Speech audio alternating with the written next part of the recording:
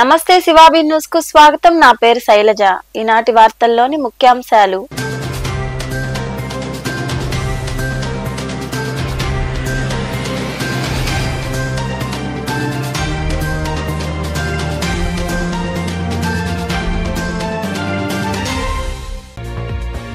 వైకాపా అధికారంలోకి రావడం ఖాయమని, గూడూరు నుండి మేరుగ మురళీధర్ భారీ మెజార్టీతో గెలుస్తారని, సనత్ నగర్ లో ఉన్న పార్టీ కార్యాలయంలో మేరుగ మురళీధర్ జన్మదినం సందర్భంగా కేక్ కట్ చేసి సంబరాలు జరుపుకున్న అనంతరం మాట్లాడిన నాయకులు.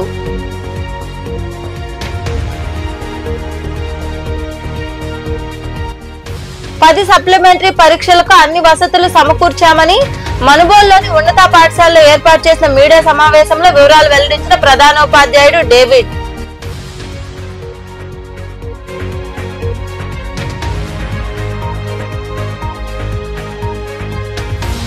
పల్నాడు జిల్లాలో కొన్ని చోట్ల వైకాపా ఓటర్లపై టీడీపీ దాడులు చేసినా పట్టించుకోకుండా నారా లోకేష్ తన ట్విట్టర్ లో ఈవీఎం ధ్వంసం ఎలా పోస్ట్ చేశారని సత్తెనపల్లిలో ఏర్పాటు చేసిన మీడియా సమావేశంలో మాట్లాడిన మంత్రి అంబటి రాంబాబు.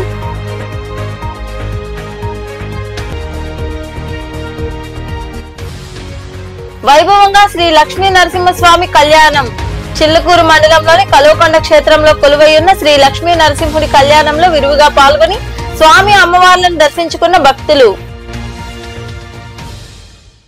వైకాపా అధికారంలోకి వస్తుందని, రానున్న 5 ఏళ్ల కాలంలో మెరుగైన సంక్షేమం, అభివృద్ధి కార్యక్రమాలు చేయడం ఖాయమని, గూడూరును మరింత అభివృద్ధి చేస్తారని మేరుగ మురళీధర్ ను నాయకులు కొనియాడారు. వైకాపా అభ్యర్థి మేరుగ మురళీధర్ జన్మదినం సందర్భంగా గూడూరులోని సనత్ నగర్ లో ఏర్పాటైన పార్టీ కార్యాలయంలో నాయకులు, కార్యకర్తలు భారీ కేక్ కట్ చేసి సంబరాలు జరుపుకున్నారు. గూడూరు వైకాపా ఎమ్మెల్యే అభ్యర్థి మేరుగ మురళీధర్ 57వ జన్మదిన వేడుకలు గూడూరులోని సనత్ నగర్ లో ఏర్పాటైన పార్టీ కార్యాలయంలో నాయకులు, కార్యకర్తలు ఘనంగా జరుపుకున్నారు. ఈ సందర్భంగా వారు భారీ కేక్ ను కట్ చేసి అక్కడ వారందరికీ పంచిపెట్టారు.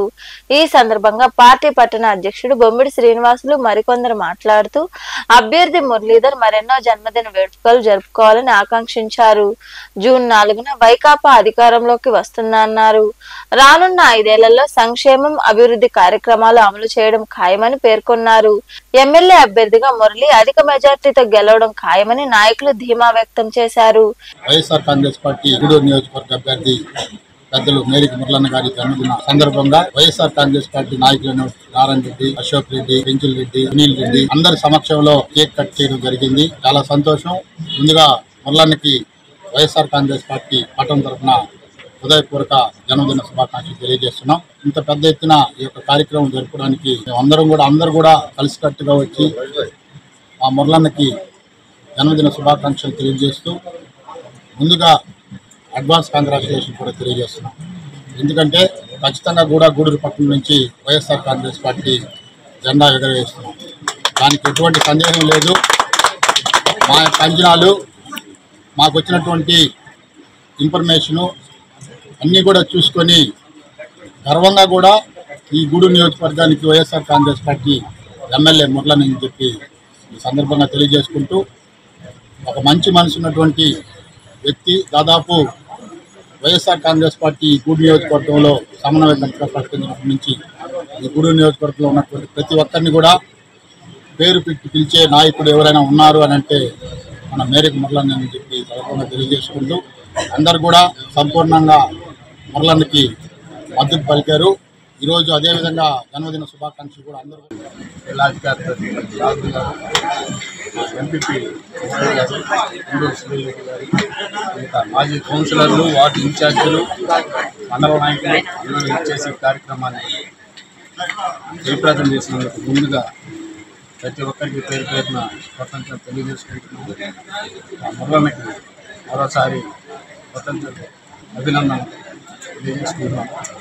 త్వరలో జూన్ 4వ తారీఖు ఇక్కడే మళ్ళీ మేమందరం సమావేశమై వైఎస్ఆర్సీపీ నాయకులు, కార్యకర్తల నడుమ ఈరోజు జన్మదిన వేడుకలు చేసుకోవడం చాలా సంతోషంగా ఉంది. ఇలాంటి జన్మదిన వేడుకలు ఎన్నో చేసుకోవాలని మురళన్న గారిని దేవుడి దయ వల్ల ఇంకా ఎన్నెన్నో ఇట్లాంటి మంచి జన్మదిన వేడుకలు జరుపుకోవాలని కోరుకుంటున్నాం. అదేవిధంగా రేపు 4వ తేదీ వచ్చే రిజల్ట్స్ లో భారీ మెజార్టీతో వైఎస్ఆర్ కాంగ్రెస్ పార్టీ అభ్యర్థిగా గూడూరు నియోజకవర్గ ప్రజలందరూ నా జన్మదిన శుభాకాంక్షలు తెలియజేస్తున్నాం. మేరీ మురళన్న నామినేషన్ 23/4 అంటే పోయిన నెల జరిగింది. అలాగే ఎంత జనప్రవాహంతో జరిగిందో మనందరికీ తెలుసు. ఈరోజు కూడా మురళన్న ఇక్కడ తిరుమల దర్శించుకున్నారు.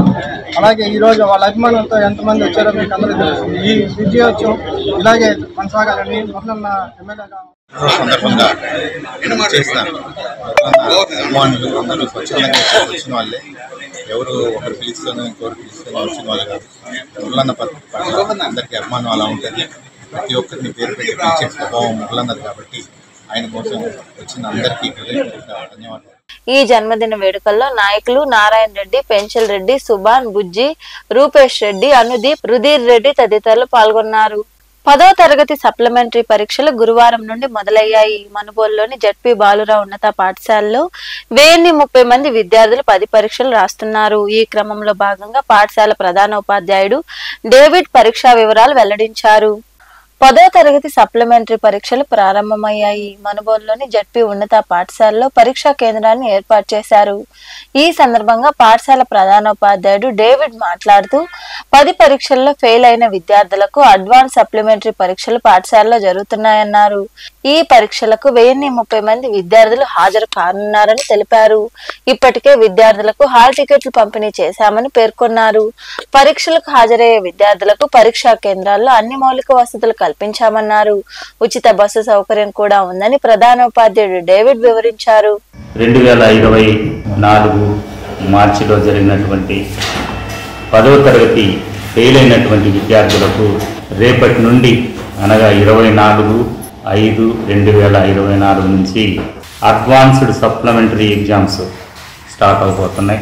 ఈ పరీక్షలకు మొత్తంగా మా పరీక్ష కేంద్రానికి 130 మందిని కేటాయించడం జరిగింది.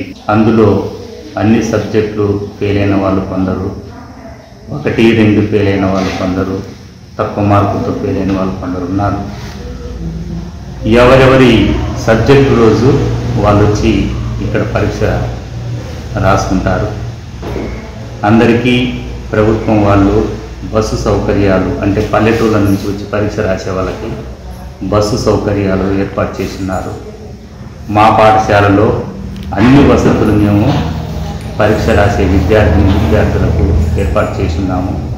కరెంటు, ఫ్యాన్లు, వాటర్ ఫెసిలిటీ, తర్వాత టాయిలెట్స్ ఇవన్నీ మేము ఏర్పాటు చేస్తున్నాము. ఎవరు కూడా కింద కూర్చోకుండా అందరికీ బెంచీలు ఏర్పాటు చేశాము.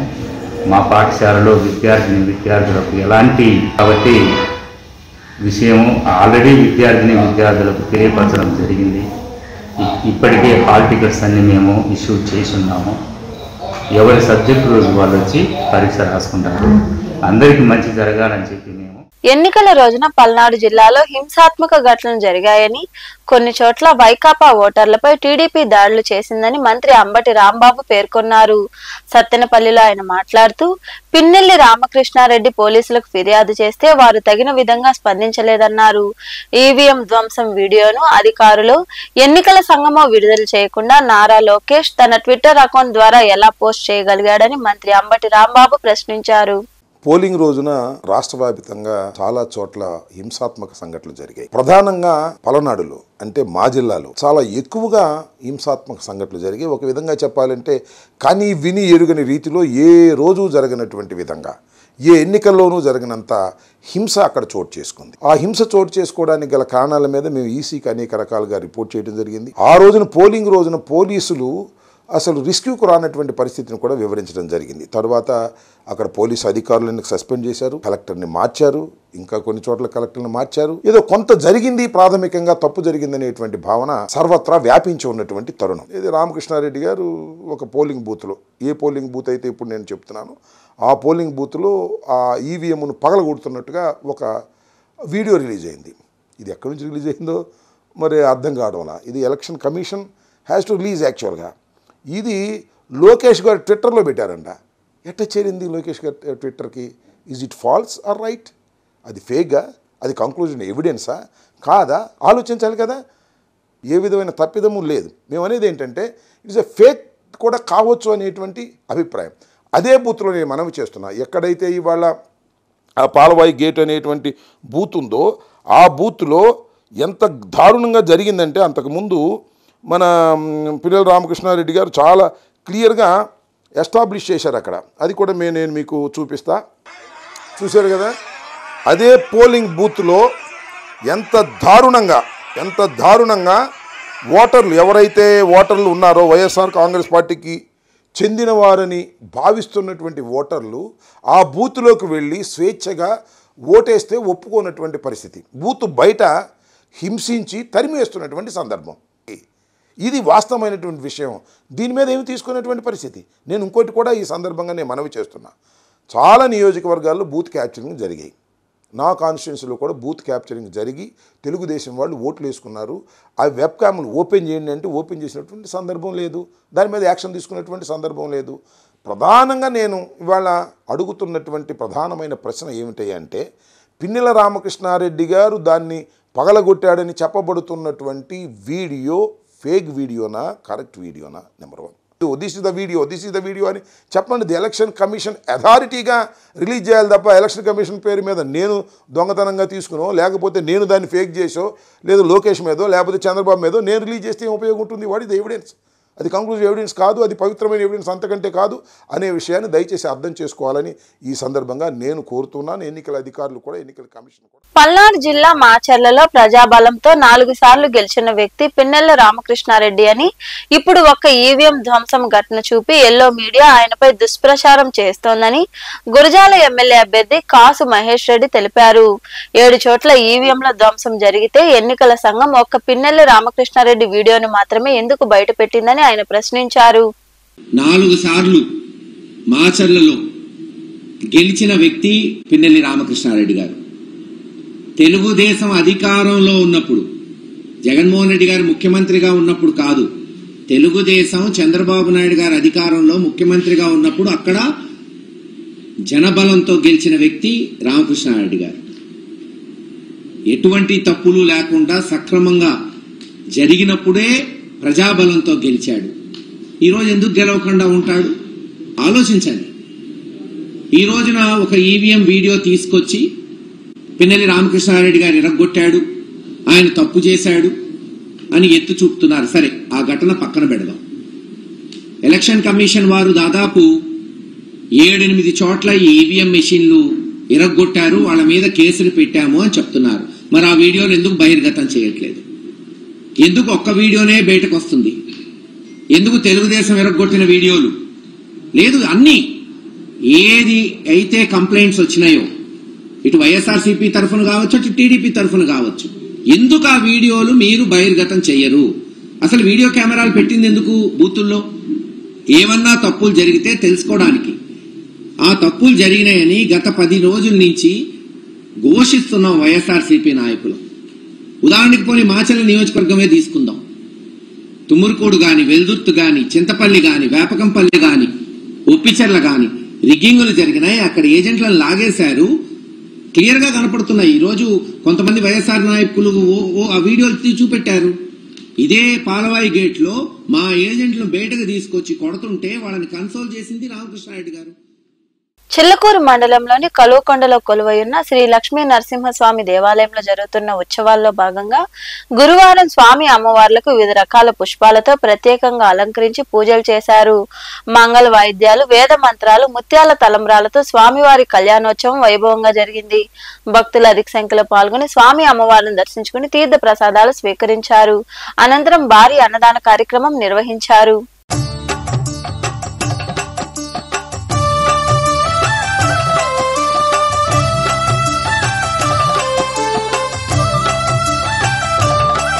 లక్ష్మీ నరసింహుని కళ్యాణము చూతమురారండి, లక్ష్మీ నరసింహుని కళ్యాణము చూతమురారండి, లక్ష్మీ నరసింహుని కళ్యాణము చూతమురారండి.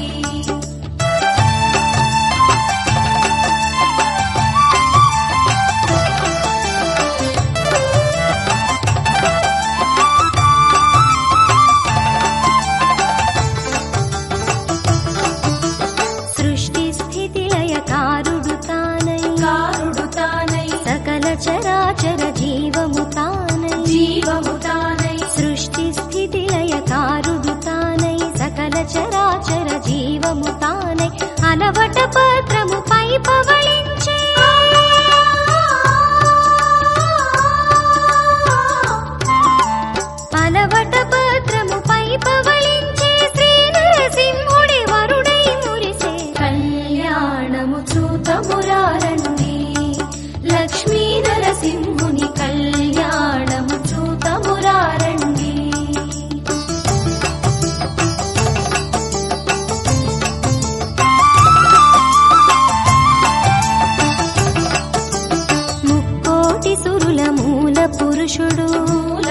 పురుషుడు శ్రీవైకుంఠపు సిరి మహారాజు ముక్కోటి సురుల మూల పురుషుడు శ్రీవైకుంఠపు సిరి మహారాజు భువిని ఏలెడు భువన మోహనుడు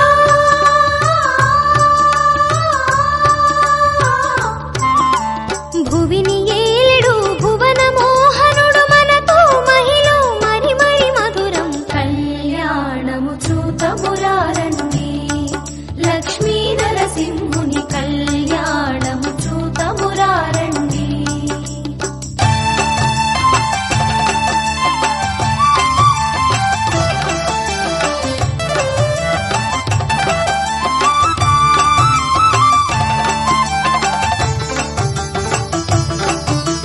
మత్స్యము కూర్మము భూవరాహమై నరసింహుడై వామనవటుడై మత్స్యము కూర్మము భూవరాహమై నరసింహుడై వామనవటుడై రామ రామ రామ కృష్ణ విభుడై. గూడూరు పట్టణంలోని కరణాల వీధిలో వెలసిన శ్రీ చెన్నకేశవ స్వామి దేవాలయంలో జరుగుతున్న బ్రహ్మోత్సవాల్లో భాగంగా గురువారం స్వామివారు మోహిని అలంకారంలో భక్తులకు దర్శనమిచ్చారు. మంగళ వాయిద్యాల నడుమ మాడవీధి ఉత్సవం ఘనంగా జరిగింది. భక్తులు విరివిగా పాల్గొని బియ్యం బెల్లం సమర్పించి మొక్కులు తీర్చుకున్నారు.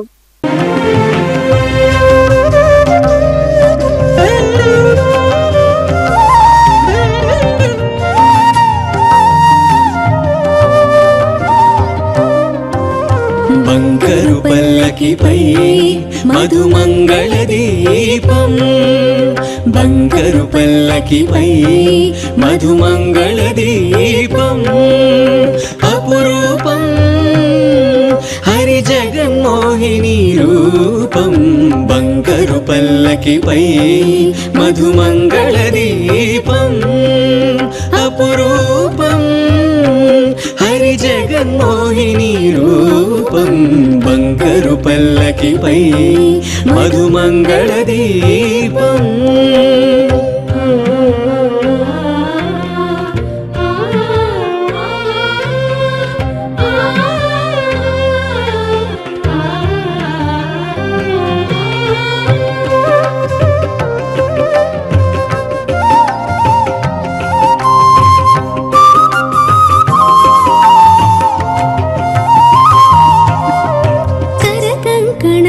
కాలి అందియల ఘల్ ఘల్ ఘల్ ఘల్ రవళుల పట్టురైక కోక ముక్కు పుడక బులాకి దుద్దుల తడుకులా కణముల కాలి అందియల ఘల్ ఘల్ ఘల్ ఘల్ రవళుల పట్టురైక కోక. నెల్లూరు జిల్లాలో ప్రముఖ పుణ్యక్షేత్రమైన పెంచలకోనలో వెలసి ఉన్న శ్రీ పెనుసిల నరసింహస్వామి బ్రహ్మోత్సవాలు అత్యంత వైభవంగా జరుగుతున్నాయి. బ్రహ్మోత్సవాల్లో భాగంగా బుధవారం రాత్రి నరసింహస్వామి బంగారు గరుడ వాహనంపై కొలువుదీరి భక్తులకు దర్శనమిచ్చారు. పెంచలకోనలో ఎటు చూసినా కనుచూపు మేర భక్తజనం పోటెత్తింది.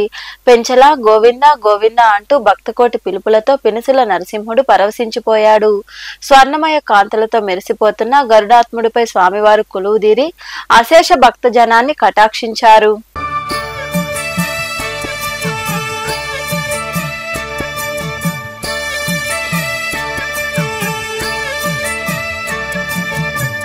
పాపము పుణ్యము పోల్చలేని దీనులము కోపము కోర్కెలే వీడలేని మూఢులము స్వామి మా పాపాలన్నీ తీర్చు స్వామి. తాపమే శ్వాసగా సాగుతున్న జీవులము నీ పాద స్పర్శకై వేచి ఉన్న దాసులము అంతటా ఉన్నావు అంటూ. మనుబోలులో కొలువైన షిరిడి సాయి మందిరంలో గురువారం సాయినాథుడికి అభిషేకాలు ప్రత్యేక పూజలు జరిగాయి. భక్తులు విరివిగా పాల్గొని బాబాను దర్శించుకున్నారు. అనంతరం అన్నదాన కార్యక్రమం జరిగింది. ఉభయదాతలుగా కుడితిపల్లి గ్రామానికి చెందిన కంటే మురళి శ్రీలత దంపతులు వ్యవహరించారు.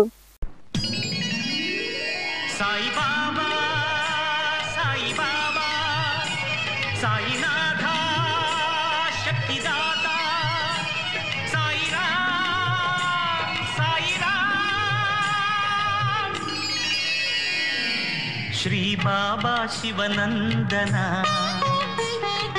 మాధవ హే కమలాసన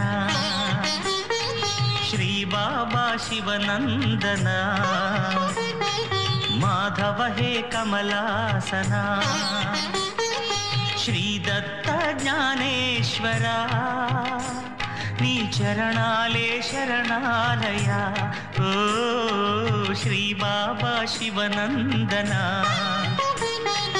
మాధవ హే కమలాసన సాయి బాబా సాయి బాబా సాయినాథ శక్తిదాత సాయి రామ్ సాయి రామ్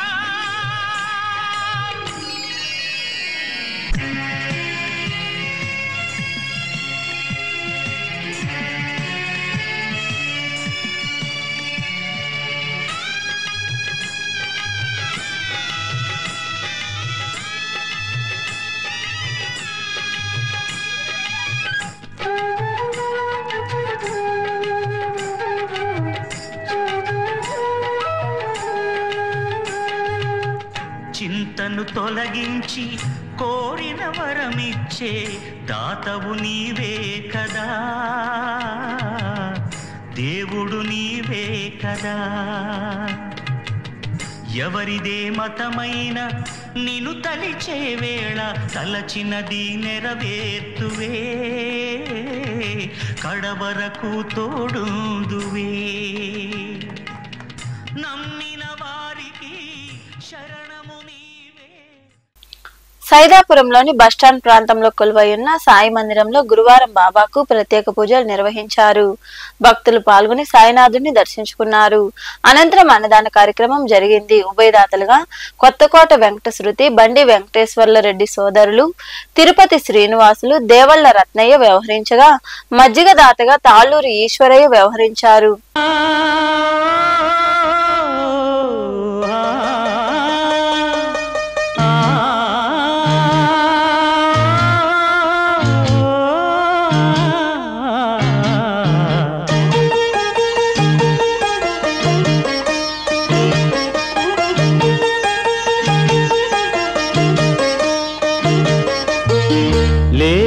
బాబా నిద్దురలేవయ్యా ఏలే స్వామి మేలుకోవయ్యా రవితేజ కిరణమే నీ శరణు కోరుతూ చరణాలను చెరగ తలుపు తీసెరా బాబా లేలే లేలే లేలే బాబా నిద్దురలేవయ్యా ఏలే స్వామి మేలుకోవయ్యా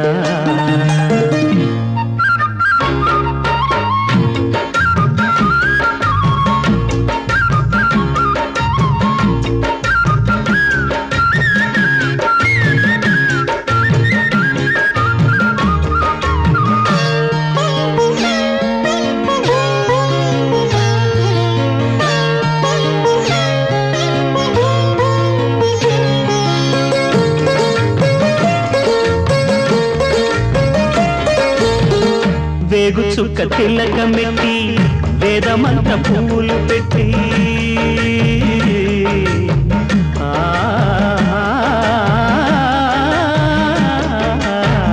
వేగు చుక్క తిలకమెట్టి వేదమంత్ర పువ్వులు పెట్టి పాదసేవ చేసుకునే వేడ దాటిపోయనని ప్రశ్న వేయకుంటే మంచిదే ఇద్దరికి పెద్ద కొడుకంటే ముద్దేలే తండ్రికి అందుకనే గుండె నీ గురు పీఠమైనది ఆరాధ్య దైవమని కొనియాడుతున్నది. వార్తలు ముగించే ముందు ముఖ్యాంశాలు మరోసారి.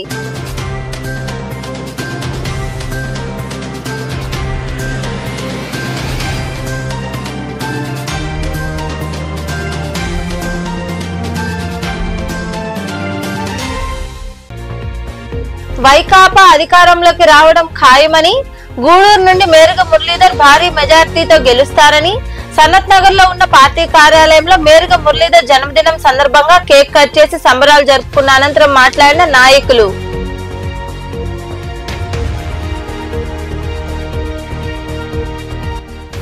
10 సప్లిమెంటరీ పరీక్షలకు అన్ని వసతులు సమకూర్చామని మనుబోలులోని ఉన్నత పాఠశాలలో ఏర్పాటు చేసిన మీడియా సమావేశంలో వివరాలు వెల్లడించిన ప్రధానోపాధ్యాయుడు డేవిడ్.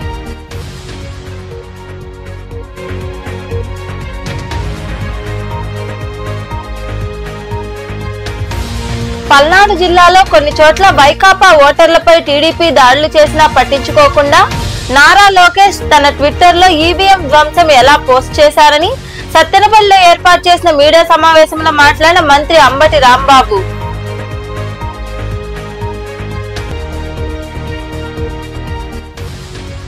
వైభవంగా శ్రీ లక్ష్మీ నరసింహస్వామి కళ్యాణం. చిల్లకూరు మండలంలోని కలువకొండ క్షేత్రంలో కొలువైయున్న శ్రీ లక్ష్మీ నరసింహుడి కళ్యాణంలో విరివిగా పాల్గొని స్వామి అమ్మవార్లను దర్శించుకున్న భక్తులు. ఈ వార్తలు ఇంతటితో సమాప్తం. తిరిగి ప్రసారమయ్యే శివాబీ న్యూస్ లో మళ్ళీ కలుద్దాం. అంతవరకు సెలవు. నమస్తే.